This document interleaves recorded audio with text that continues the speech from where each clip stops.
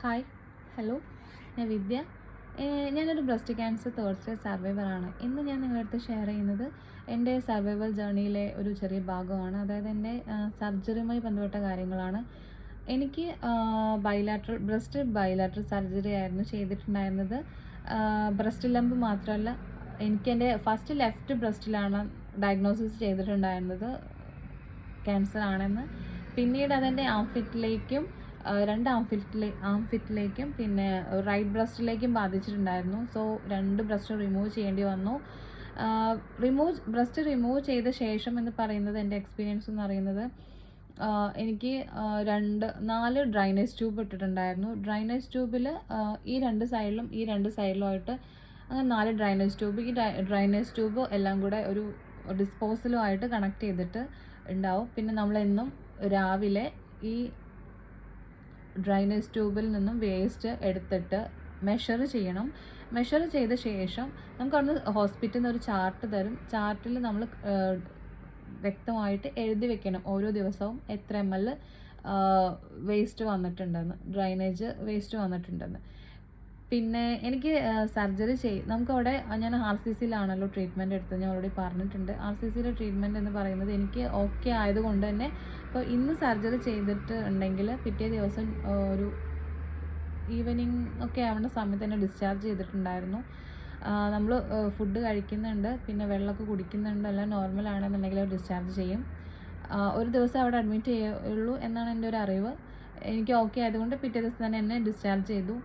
Discharge ചെയ്തിട്ട് എനിക്ക് കുറച്ച് ബുദ്ധിമുട്ടും കാര്യങ്ങളൊക്കെ ഉള്ളത് കൊണ്ട്, അതായത് 2 ബ്രസ്റ്റ് റിമൂവ് ചെയ്തത് കൊണ്ട് ഒരു ഇൻഫെക്ഷൻ ഇഷ്യൂസ് ഒന്നും വരണ്ടെന്ന് വിചാരിച്ച് ഞങ്ങളൊരു വീട് എടുക്കുകയാണ് ചെയ്തത്. 2 റൂമും ഒരു കിച്ചണും ബാത്റൂമൊക്കെ ആയിട്ട് ഒരു ചെറിയൊരു വീട് പോലെ എടുക്കുകയാണ് ചെയ്തത്. അപ്പോൾ ഞങ്ങൾ ഹോസ്പിറ്റലിൻ്റെ അടുത്തായിട്ട് വരും, മെഡിക്കൽ കോളേജിൻ്റെ ഒക്കെ ഒരു ഭാഗത്ത്. അങ്ങനെ പിന്നെ ഞങ്ങൾ അങ്ങോട്ട് ഷിഫ്റ്റ് ചെയ്തു. എന്തുകൊണ്ടാണ് നാട്ടിൽ പോവാതെ ഹോസ്പിറ്റലിൻ്റെ അടുത്ത് തന്നെ നിൽക്കാൻ കാരണം എന്ന് വെച്ചിട്ടുണ്ടെങ്കിൽ, ഏറ്റവും സേഫ് ആയിട്ടുള്ളത് നമുക്ക് എന്ത് ബുദ്ധിമുട്ട് വന്നിട്ടുണ്ടെങ്കിലും RCC തന്നെ പോകുന്നതാണ്. അതുകൊണ്ടാണ് ഞങ്ങൾ അവിടെ തന്നെ സ്റ്റേ ചെയ്യാമെന്ന് വിചാരിച്ചിട്ടുണ്ടായിരുന്നത്. പിന്നെ നമുക്ക് ഡ്രൈനേജ് ട്യൂബ് ഇട്ട കാര്യം പറഞ്ഞല്ലോ. ഡ്രൈനേജ് ട്യൂബ് എന്ന് പറയുമ്പോൾ നമുക്ക് ക്ലോട്ട് ആവും. ഒട്ടുമിക്ക ദിവസവും എനിക്ക് ക്ലോട്ട് ആയിട്ടുണ്ടെങ്കിൽ ഈ ഡ്രൈനേജ് പോവാതെ ഇവിടെ കെട്ടി നിൽക്കും. നമുക്ക് നല്ല പെയിൻഫുൾ ആയിരിക്കും ഉണ്ടാവുന്നത്.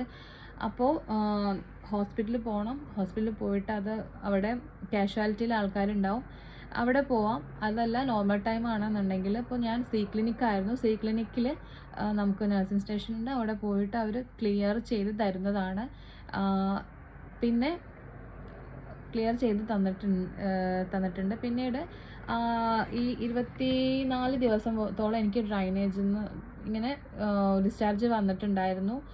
പിന്നെ ഈ ഡിസ്ചാർജ് എന്ന് പറയുന്നത് അങ്ങനെ ഓരോ ദിവസം പോകെ ഇങ്ങനെ കുറഞ്ഞു വരും. ഈ കുറഞ്ഞു വരുന്ന സമയത്ത് നമുക്ക് ഓരോ തവണ, ഇപ്പോൾ ഞാൻ ക്ലോട്ടിങ് ആയിട്ട് പോയിട്ടുണ്ടായിരുന്നു പറഞ്ഞു. ഡ്രൈനേജ് ട്യൂബ് ക്ലോട്ട് ആവുന്ന സമയത്ത് നമ്മൾ ഹോസ്പിറ്റലിൽ പോകുന്ന സമയത്ത് അവർക്ക് നമ്മൾ ചാർട്ട് എഴുതി ഞാൻ സിസ്റ്റർ അടുത്ത് കാണിച്ചിട്ടുണ്ടായിരുന്നു. അപ്പോൾ സിസ്റ്റർ പറഞ്ഞു, ഓക്കെ, കുഴപ്പമില്ല, ഇനി ഒരു 1 വീക്കും കൂടെ കഴിഞ്ഞിട്ടുണ്ടെങ്കിൽ ചിലപ്പോൾ ഇതിന് ഇനി കുറയും, ഇത്ര ml ആവുന്ന സമയത്ത് വന്നാൽ മതി എന്ന് പറഞ്ഞിട്ടുണ്ടായിരുന്നു. അങ്ങനെ എൻ്റെ ഡിസ്ചാർജ് കുറഞ്ഞ് വളരെ വളരെ നേർത്തതായിട്ട് വന്നു. അതായത് ഒരു 5 ml ആ ഒരു 10 ml ആ ഒരു കണക്കിലേക്ക് വന്ന സമയത്ത് പിന്നെ എൻ്റെ ഡ്രൈനേജ് ട്യൂബ് റിമൂവ് ചെയ്തു. പിന്നീട് എനിക്ക് എൻ്റെ സ്റ്റിച്ചും റിമൂവ് ചെയ്തു. പിന്നെ ഓക്കെ ആയിരുന്നു. കൂടുതലും നമ്മൾ ആ സമയത്ത് ഇൻഫെക്ഷൻ വരാൻ നോക്കണം. കാരണം ഓൾറെഡി നമ്മൾ ശരീരത്തിൽ ഒരു വലിയ സർജറി കഴിഞ്ഞതാണ്. സർജറി കഴിഞ്ഞിട്ട് പിന്നെ ഇൻഫെക്ഷനൊക്കെ വന്നിട്ട് അത് കുറച്ച് വേഴ്സ്റ്റ് കണ്ടീഷനിലേക്ക് പോകാൻ ചാൻസ് ഉണ്ട്. സോ വളരെ നന്നായിട്ട് ശ്രദ്ധിക്കണം. പിന്നെ നമ്മുടെ ഫുഡും കാര്യങ്ങളും നമുക്ക് നോർമൽ ഫുഡൊക്കെ കഴിക്കാം. അങ്ങനെ ഫുഡിന് വലിയ റെസ്ട്രിക്ഷൻസ് ഒന്നും ഉണ്ടായിട്ടില്ലായിരുന്നു എനിക്ക്. പിന്നെ നമുക്ക് കുളിക്കുന്നത് 2 നേരം കുളിക്കാം, ഇളം ചൂടുവെള്ളത്തിൽ കുളിക്കുന്നത് നല്ലതാണ്. പിന്നെ നമ്മൾ ആ സർജറി കഴിഞ്ഞ ഭാഗത്ത് സ്റ്റിച്ചിൽ സോപ്പ് ഡയറക്റ്റ് അപ്ലൈ ചെയ്യരുത്.